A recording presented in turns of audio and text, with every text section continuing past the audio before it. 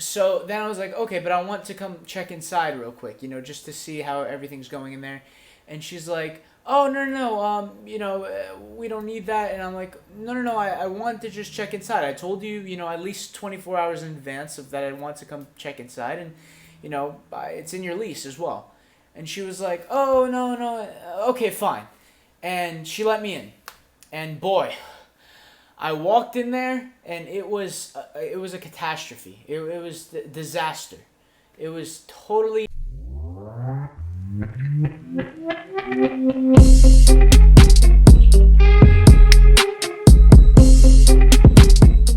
Hey, what's up, you guys? It's me, Stavros, and today we're going to be diving into an eviction story that sadly took place.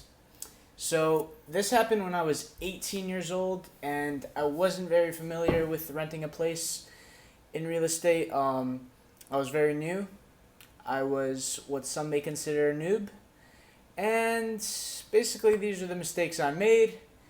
And maybe this could apply to you if you're getting a new real estate investment, or you're renting out a room to save some money on your mortgage or rent. And yeah, picking the right person really does make a difference. And I'm gonna show you guys how that whole thing played out. So this was my first rental ever in Florida that I've ever had to manage the property for. So how it played out was I had gotten the place all readied up. I had used some contractors to get this property that we had under management. And we got the contractors in. They painted it all up. It didn't need much work. It was more just like a paint job. They painted it all up. It was ready to go. So I popped it over on Zillow and Craigslist, hoping to get some calls there. It was actually quite quick. It actually got a bunch of calls really quickly. But these first tenants that had called seemed super convincing. It was a man and a woman. They had retired. They had said they were on Social Security, and it seemed super convincing. They were super ready to move in. They wanted to move in immediately. They sounded great. They said the income was there. They made at least 3 times the rent. And I said, hey, let me come meet you. Let me come out there and meet you, and we could talk about everything. So I go out there to the property to meet them, and it's the husband, the wife, and she brings along her friend with her. And I was like, hi, nice to meet you guys. How are you? I was super excited. I wanted to rent it. This was like my first one. I was like, wow, that was really quick, to get the people there, but little did I know. So we get out there, and I'm like, hey guys, the way we normally do this is I'm going to give you guys an application. You guys can fill it out. We'll review it, and we'll see if you guys qualify. And so I give them the application. They write it on the roof of their car, on the hood of their car, and they fill it out. Everything's cool. I look at it. Everything lines up. They brought some bank statements with them. It looked like the income was there, and I was like, hey, how's your credit? And instantly their faces just went numb. They just like, we have terrible credit. We've had some expenses that we could never pay off. We had some bills, medical bills. And I was like, okay, well, it looks like you guys make a little bit below 3 times the rent. So in my mind, I was thinking, maybe they'll make it with that. I'll let that slide. I've had people rent before that I've heard stories of people saying, the credit isn't everything. I've heard the stories, and I just let it slide. I let it slide. Being my young self and my approval, I let it slide. Then I saw a reference on there, and I was like, do you mind if I call this number real quick, just to reference the person and, see what they say? And they were like, yeah, absolutely. And so I call the number, and the person across from me starts ringing, and it was their friend. So I was like, okay, that's a little awkward. And so she doesn't answer the phone. She's like, yeah, these are really good people. They're very good friends of mine. I help them out sometimes. They're elderly, and they were two like sweet, really elderly people, and I was like, they are, nice elderly people, I guess. I don't know. Okay, so yeah, I guess they'll work out. She said a whole bunch of good things about them. How they keep to themselves. They're quiet. They just want to live a nice, peaceful life there, and nothing crazy. They didn't seem like party animal elderly people. So I was like fine with that. So basically, I figured the income was kind of there. They seemed like nice people. They seemed like people I could work with. The income was technically guaranteed since it was a retirement fund thing that they were being paid. So I understood that it was there, even though it was a little bit below the range that it should be. So I rented it. I said, you know what? Great. Let's do it. That night, I said, finish filling out the application. Let me get all your info. Let me get your IDs, all your info, and let's do it. And they wrote out a money order, and they gave it to me, but they only gave me 1 month's rent and half a month's security deposit. They weren't able to make up the full 1 month's rent and 1 month's security deposit, which was another red flag that I let slide because I figured they were such good people, and it would work. So I let that slide as well. Luckily for me, though, the first 2 months went rather relaxed. They paid their month's rent the first month, and to my surprise, the second month they actually were able to give me the security deposit they owed. So I recuperated the security deposit, and we were right on track. Everything was cool, and I was like, wow, this is gonna work out. I was super excited. I was like celebrating. We got it.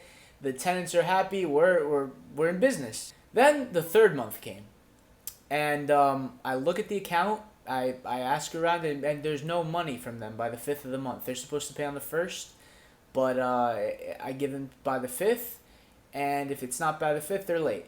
But the 5th came, and I was like, okay, let me just leave it a little more. The 6th came, the 7th came, and I was like, oh, wait a second. Let me give them a call. So I give them a call, the original tenants, and they don't answer. And I'm like, okay, let me text them. No answer from there. So I'm like, okay, let me call the friend that originally, said they would help out with their needs and stuff. So I called the friend, and she told me that they had been in some sort of emergency, very vague of what was going on, and I was never. Nobody ever told me about any of this. She was like, yeah, it has nothing to do with the house. They're just in an emergency. They can't pay till like the 15th. They can pay half on the 15th and another half like 10 more days after that. So I was like, okay, it's the first time something like this is happening. I understand, things happen in the world. It happens all the time. So, okay, that's fine. And it really seemed to me like, what, as long as they pay, it's okay. I said, I'll waive the late fee, no problem. It's the first time, courtesy, it's not really a big deal. As long as it gets paid, it's totally fine. So the end of the month came, and all the funds were in the account. Everything was good, and I was pretty pleasantly surprised. I was like, okay, another month we saved. Whew. So the next month comes around, and I check the account, and again, nothing. There's nothing there. So at this point, I'm questioning why I did this in the first place. At this point, it's kind of getting to a point where I'm like, okay, there's a problem here. This isn't going right. So I text her this time, and I'm like, hey, I want to come pick up the rent, and I want to just take a look at the property, just make sure everything is going well, and just take a look and check everything out. And she's like, oh, okay. The tenant's like, are you sure you want to come? I could come drop it off like I normally do. And I'm like, no, I want to come see it. I'll come pick up the rent. I'll save you the trip. And she's like, oh, okay. I have to tidy up a little bit, but yeah, you can come. And I'm like, okay. That raised a little red flag to me, but I was like, you know what? Maybe she's just had a little bingo party or something. I don't know what elderly people do for fun. And, maybe she just needed to tidy up or something. And I'm like, okay. Yeah, okay. Yeah, take your time. I'll be there in, tomorrow. Yeah, take your time. No problem. So the next day I go there. And I'm, 5 minutes early the appointment. I look around, everything's clean outside. It's nothing crazy is going on. So I park my car, and I go and knock on the door. And the door cracks open a little bit. She kind of pokes her head through and is like, "Hey, yeah, I have the rent for you." And she hands me a $20 bill. And I look at it and I'm like, "What is this?" She's like, "That's the rent I have. I couldn't make it all. It just something came up." And I was like, "Okay, very well, I'll take it." And I took it, I put it in my pocket. I was like, "I'll email you a receipt. That's no problem." She was like, "Oh yeah," it didn't really add up. So then I was like, "Okay, but I want to come check inside real quick, just to see how everything's going in there." And she's like, "Oh, no, no, no, we don't need that." And I'm like, "No, no, no, I want to just check inside. I told you, at least 24 hours in advance of that I want to come check inside, and, it's in your lease as well." And she was like, "Oh, no, no, okay, fine."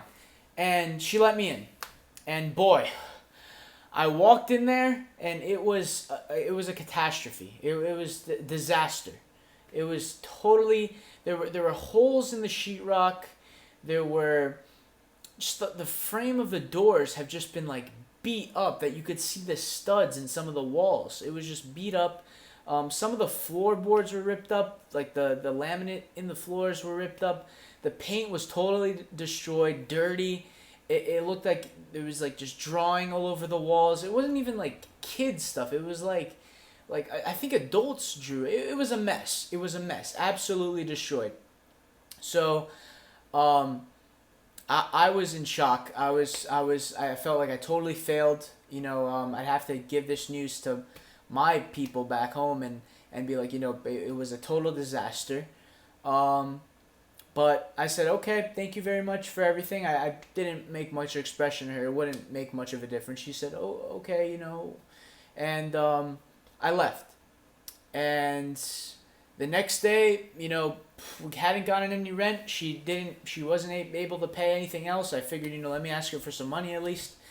And, it didn't go anywhere. She didn't give me anything, I didn't want to have to put a 3-day notice on her door. It's a 3-day pay to quit. You give them a paper basically saying that they have 3 days to either pay the money or just leave. And I didn't want to have to give that to her, but it had been clear that she wasn't going to be paying anything. Nonetheless, fix the damages that she had caused. So I told her, this is the route we're going to be having to take. And she was like, "Oh no, but I don't deserve this and stuff like that." And I was like, "Well, okay, there's 2 ways we could do this. You could fix the damages, and pay the rent, or we have to just go our separate ways." And she was like, "No, but please, but my social security isn't working," and a whole bunch of stories started coming in. I was like, "Well, I'm sorry. There's nothing I can do at this point. It's gonna go to the legal department." And the 3-day notice went up. She got evicted. The judge ruled in our favor of eviction. She hadn't paid rent for a month and a half, I believe it was, and the place was totally destroyed. So as she was leaving, I told her, "I'm sorry this had to work out this way, and I wish you luck on the next place you go." We left it on a happy note. Honestly, evictions, I think it's best to leave them on a happy note, as I've been doing them over time. It's just like, it's better to just not burn your bridges behind you. It's always good to keep people, just calm and normal and not start too much scenarios. So I walked into the home, and yeah, it was a mess. It was absolutely destroyed. It needed a lot of work, and I was just, at this point, I was just like, I have to be able to turn this around. I can't let something like this just take me down and destroy me, and I think that's the whole point of being an entrepreneur. You have to get to the point where you have to do things that take risk, but you have to manage that risk and not just let it take it down with you. You gotta fight it and get back up. And I had to get back up with this property. It was something that I couldn't just fail. If I fail, I'd be failing not only the people at home, not only myself, but just like everything that I've been working for couldn't just go away with one property. It couldn't just go away all just like that. I knew I had to do something about this. I did everything that I said in my last video about finding a handyman, and I actually ended up using the handyman that I had first cleaned up the place, the contractor, and I mapped out the scope of work needed there, and he knocked it out, and I had to end up paying a lot of money for that too. That wasn't really necessary since I already fixed it a few months prior, but yeah, I had to turn it around, and I ended up fixing it a little bit nicer than what it was before, and yeah, it came out looking nice. Yeah, it was actually just crazy how much damage had actually been done. Um, and yeah, so basically the lesson that could be learned here is that everything is your fault. When it comes down to it, if you're not making profit in your business, it's your fault. If you're losing profit, it's your fault. If the business deal isn't going well that you started, it's your fault.